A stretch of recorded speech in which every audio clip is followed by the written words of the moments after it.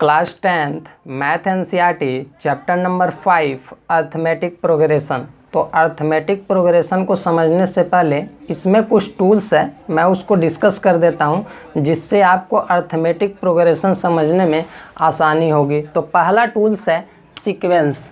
यानी सीक्वेंस होता क्या है?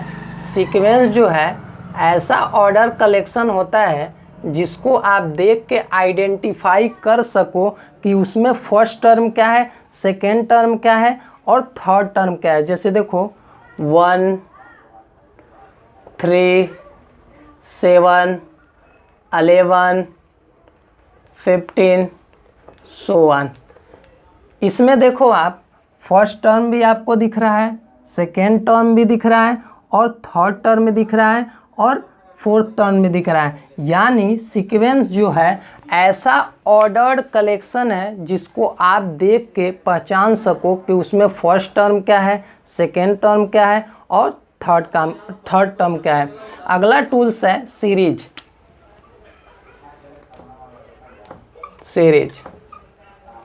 सीरीज जो है सीक्वेंस के अंदर के टर्म को आप अगर सम करके लिख सकते हो तो उसे हम क्या बोलते हैं? सीरीज बोलते हैं। ठीक है, सिंपल। अभी आप क्लास 10th में हो तो ऐसे बोल सकते हो, जो सीक्वेंस के अंदर जो टर्म है उसी को आप सम करके लिख दोगे तो वही क्या हो जाएगा? सीरीज हो जाएगा। ठीक है, तो देखो ये आपके पास सीक्वेंस जो ऊपर है इसी को आप अगर सम करके लिख दोगे तो यही क्या हो जाएगा? आपका सीरीज हो जाएगा।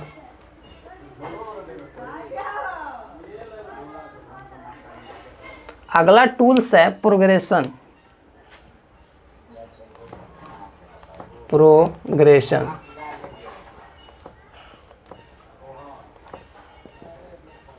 प्रोग्रेशन ऐसा सीक्वेंस जो एक डिफिनिट रूल के अकॉर्डिंग लिखे गए हैं उसे हम क्या बोलते हैं? प्रोग्रेशन बोलते हैं। यानी अगर आपका डिफिनिट रूल अगर अलग अलग होगा तो अलग अलग आपको प्रोग्रेशन मिलते जाएंगे। अभी मैं समझाता हूँ। देखो जैसे हमारे पास सीक्वेंस क्या है? 2 है, 4 है, 6, 8 शो ऑन। ठीक है, तो ये जो सीक्वेंस है एक डिफिनिट रूल के अकॉर्डिंग लिखा गया। जैसे देखो 2 में अगर आप 2 को ऐड करोगे तो 4 मिलेगा और 4 में ही 2 को ऐड करोगे तो 6 मिलेगा और 6 में अगर 2 को ऐड करोगे तो 8 मिलेगा। यानी एक डिफिनिट रूल क्या है? हर टर्म में आप 2 को ऐड कर रहे हो तभी तो अगला टर्म मिलना है। यानी फर्स्ट टर्म में आप 2 को ऐड करोगे तो फोर्थ मिलेगा। अब फोर्थ में देखो फिर 2 को ऐड करोगे तो 6। यानी रूल क्या है? सेम है। यानी डिफिनिट रूल के अकॉर्डिंग अगर किसी सीक्वेंस को आप लिख रहे हो तो उसे हम क्या बोलते हैं? प्रोग्रेशन बोलते हैं। जैसे देखो अगला 3 है, 6 है, 9, 12। देखो यहाँ पे क्या है? डिफिनिट रूल क्या है? 3 में हमने क्या किया? 3 को ऐड किया है तो 6 मिला है। 6 में क्या किया? 3 को ऐड किया तो 9 मिला है और 9 में 3 को ऐड किया है तो 12 मिला है। यानी कहने का मतलब ये है सीक्वेंस को जो है एक डिफिनिट रूल के अकॉर्डिंग हम लिख देते हैं तो वही हमें प्रोग्रेशन मिलता है। ये डिफिनिट रूल चेंज होता जाएगा तो क्या होगा? अलग अलग प्रोग्रेशन मिलते जाएंगे। यानी कहने का मतलब है ढेर सारे प्रोग्रेशन मिलते जाएंगे। अब हमें डिस्कस करना है, देखो अर्थमेटिक प्रोग्रेशन। चैप्टर का नाम भी है अर्थमेटिक प्रोग्रेशन। तो अर्थमेटिक प्रोग्रेशन होता क्या है? देखो अरिथमेटिक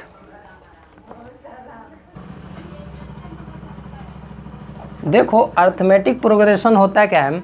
अर्थमेटिक प्रोग्रेशन जो है ऐसा सीक्वेंस है जो एक फिक्स नंबर से इंक्रीजिंग ऑर्डर में हो या डिक्रीजिंग ऑर्डर में हो, उसे हम क्या बोलते हैं? अर्थमेटिक प्रोग्रेशन बोलते हैं। मैं कोई डिफिनेशन देखो नहीं लिखवा रहा हूँ, मैं एक बार और बोलता हूँ। देखो ऐसा सीक्वेंस जिसको हम फिक्स्ड नंबर से इंक्रीजिंग ऑर्डर में या डिक्रीजिंग ऑर्डर में लिखा हुआ मिले, ठीक है, या लिख रहे हैं तो उसे हम क्या बोलते हैं? अर्थमेटिक प्रोग्रेशन बोलते हैं। जैसे देखो हमारे पास सीक्वेंस है 2, 4, 6, 8 शो ऑन। यहाँ पे देखो फिक्स नंबर क्या है? मैंने क्या बोला है? ऐसा सीक्वेंस, ठीक है, जो एक फिक्स्ड नंबर से इंक्रीज हो रहे हो या डिक्रीज हो रहे हैं उसे ही हम क्या बोलते हैं? अर्थमेटिक प्रोग्रेशन बोलते हैं। देखो कि यहाँ पे फिक्स्ड नंबर क्या है? 2 है। कैसे? देखो 2 में अगर आप 2 को ऐड करोगे तभी तो 4 मिलेगा और 4 में आप फिर 2 को ऐड करोगे तो 6 मिलेगा और 6 में फिर आप 2 को ऐड करोगे क्या मिलेगा? 8 मिलेगा। ठीक है, तो वो फिक्स्ड नंबर क्या है? फिक्स्ड नंबर 2 है। यानी ये सीक्वेंस क्या है, फिक्स नंबर से इंक्रीजिंग ऑर्डर में बढ़ रहे हैं, ठीक है। 2 4 6 8 फिर 10 हो जाएगा, ठीक है। तो आपके पास फिक्स नंबर क्या है, 2 है। तो मैंने क्या बोला अभी, अर्थमेटिक प्रोग्रेशन की डिफिनेशन क्या बोला है, ऐसा सीक्वेंस जो एक फिक्स्ड नंबर से इंक्रीजिंग ऑर्डर में या डिक्रीजिंग ऑर्डर में लिखे गए हों उसे हम क्या बोलते हैं, अर्थमेटिक प्रोग्रेशन बोलते हैं। जैसे देखो ये इंक्रीजिंग ऑर्डर में लिखा हुआ है, ठीक है, अब डिक्रीजिंग ऑर्डर में भी लिखा हुआ हो सकता है, ठीक है। तो एक बार और मैं रिपीट करता हूँ, ऐसा सीक्वेंस जिसको हम एक फिक्स नंबर से इंक्रीजिंग ऑर्डर में या डिक्रीजिंग ऑर्डर में या लिख रहे हैं या लिखा हुआ दिखे आपको, तो वही क्या होता है, अर्थमेटिक प्रोग्रेशन होता है, ठीक है। और उसी फिक्स नंबर को हम कॉमन डिफरेंस कहते हैं। अभी मैं आगे डिस्कस करूंगा फिक्स नंबर को क्या बोलते हैं, कॉमन डिफरेंस। जैसे देखो इसी में अगर पहले टर्म की बात आई, ठीक है, तो पहला टर्म आपका ये 2 होगा, तो इसको हम कैसे रिप्रेजेंट करेंगे, A1 से। आप T1 से भी रिप्रेजेंट कर सकते हो, आपकी बुक में A1 से रिप्रेजेंट किया है तो मैं A1 से रिप्रेजेंट कर दे रहा हूँ। सेकेंड टर्म को A2 से, थर्ड को A3 से और फोर्थ, ठीक है, फोर्थ को A4 से, ठीक है। तो यानी पहला टर्म क्या है, 2 है, सेकेंड टर्म क्या है, 4 है, और थर्ड टर्म 6 है, और फोर्थ टर्म क्या है, 8 है, ठीक है। अब हम क्या है, देखो कॉमन डिफरेंस क्या होता है। कॉमन डिफरेंस आप 2 तरीके से निकाल सकते हो, ठीक है। जैसे देखो ये सीक्वेंस हमारे पास लिखा हुआ है, ठीक है, तो इसमें अगर आप फिक्स नंबर क्या ऐड किए हो, 2 ऐड किए हो तो तभी 4 मिला है, और 4 में फिक्स नंबर फिर क्या ऐड किए हो, 2 ही तो ऐड किए हो तो 6 मिला है, ठीक है, और 6 में फिर 2 ऐड किए हो तो 8 मिला है, यानी फिक्स नंबर क्या है, 2 है। तो वो उसी 2 को हम क्या बोलते हैं, कॉमन डिफरेंस। कॉमन डिफरेंस उसको हम D से रिप्रेजेंट करते हैं, ठीक है। अभी मैं डिस्कस कर रहा हूँ उस पे भी आ रहा हूँ। तो देखो आप कैसे निकाल सकते हो कॉमन डिफरेंस।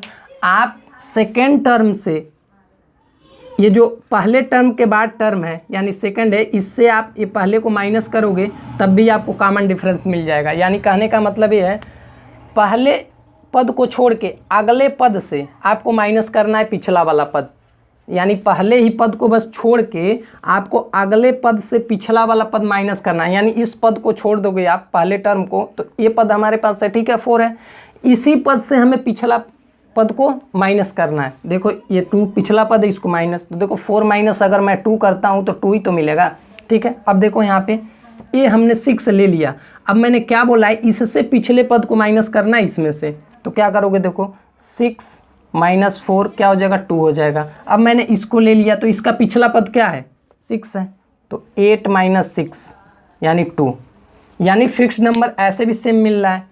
तो जो फिक्स नंबर है उसी को हम क्या बोलेंगे, कॉमन डिफरेंस बोलेंगे, ठीक है।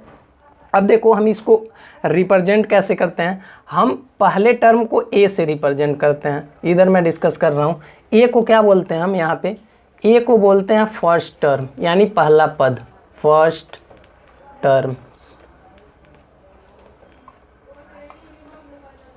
A2 ऐसे ही आ जाए, अभी छोड़ते हैं इसको, ठीक है। A1 को पहला पद बोलते हैं, तो सीक्वेंस दिया रहेगा उसमें हम डिस्कस करेंगे। D को क्या बोलते हैं, कॉमन डिफरेंस, कॉमन डिफरेंस। अब यहाँ पे एक चीज़ आप ध्यान देना, मैंने क्या क्या, पहला पद को हम A से रिप्रेजेंट करते हैं, ठीक है। तो मान लो हमारे पास पहला पद है A, ठीक है। अब मैं क्या करता हूँ, देखो पहला पद A लिखा है, अब मैं इसमें करता हूँ 0D। ध्यान देना, अभी मैं आपको अभी आगे चीज़ें समझ में आएगी, 0D, ठीक है। अब क्या आ गया, A प्लस 1D, ठीक है,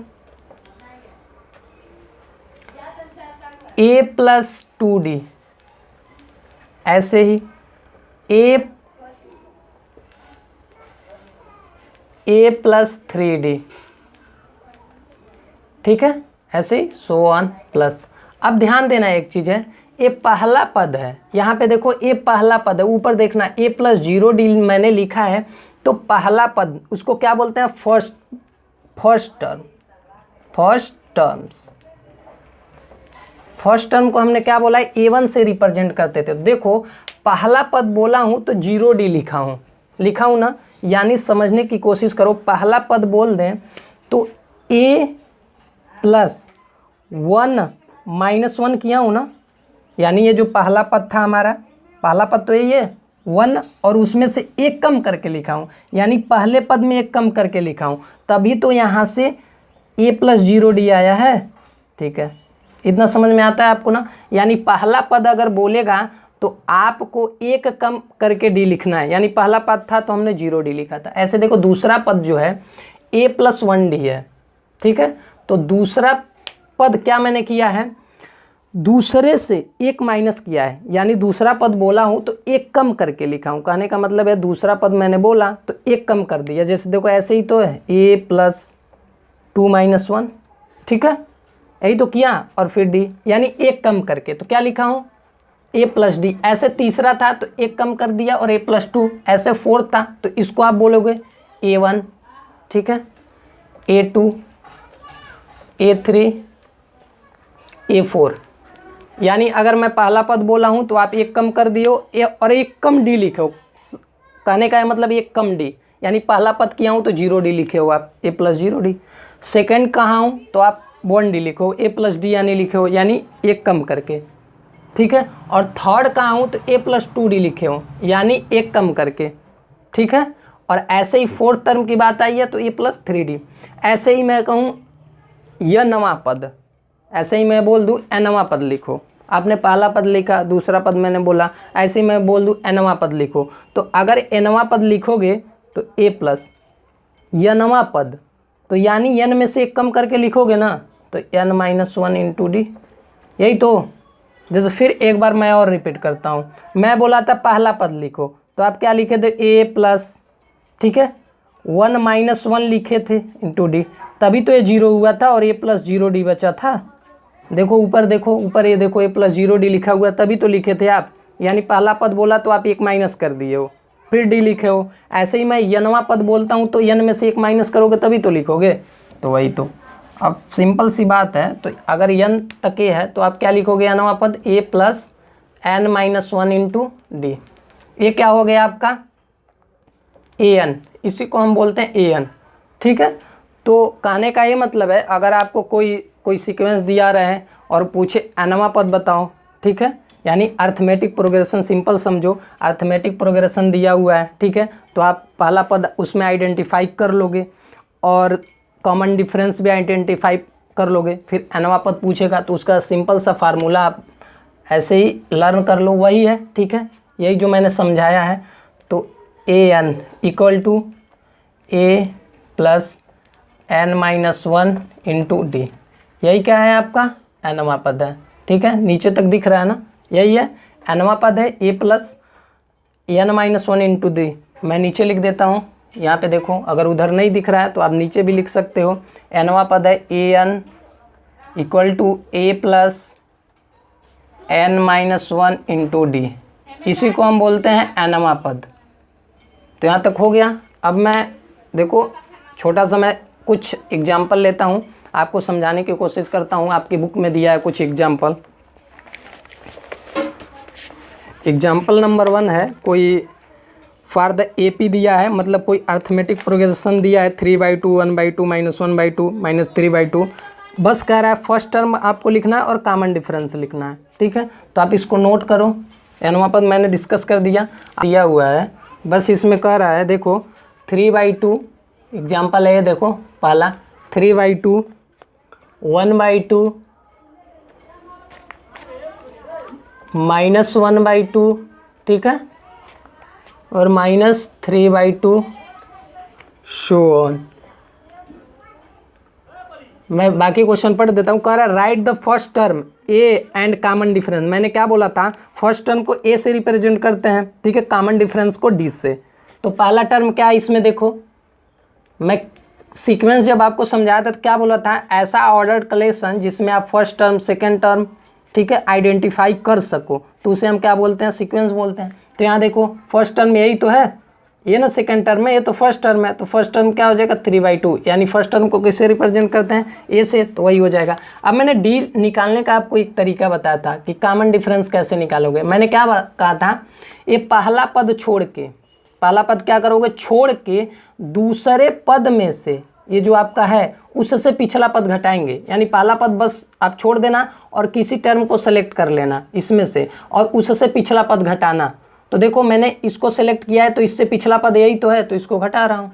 तो 1/2 -3/2 तो आप घटाओगे तो क्या मिल जाएगा 2, और यहाँ से कितना मिल जाएगा -2 मिल जाएगा, ठीक है, और यहाँ से -1 मिल जाएगा, ठीक है, तो -1 आ गया, ठीक है, यानी कॉमन डिफरेंस माइनस। ऐसे ही मैं बोलता था कोई भी टर्म, पहले पद को छोड़ के कोई भी टर्म आप सेलेक्ट करो। मैंने ये टर्म सेलेक्ट कर लिया, तो इससे पिछला पद घटाएंगे कॉमन डिफरेंस निकालने के लिए। तो देखो देखते हैं सेम आता है कि नहीं, -1 ही आता है कि नहीं। तो देखो इस टर्म को -1/2 मैंने लिया, तो इसको घटाना, इससे पिछला यही तो है, तो -1/2। तो देखो इसको 2 -1 -1, तो यहाँ देखो -2 और -2, सॉरी -2/2 यानी -1।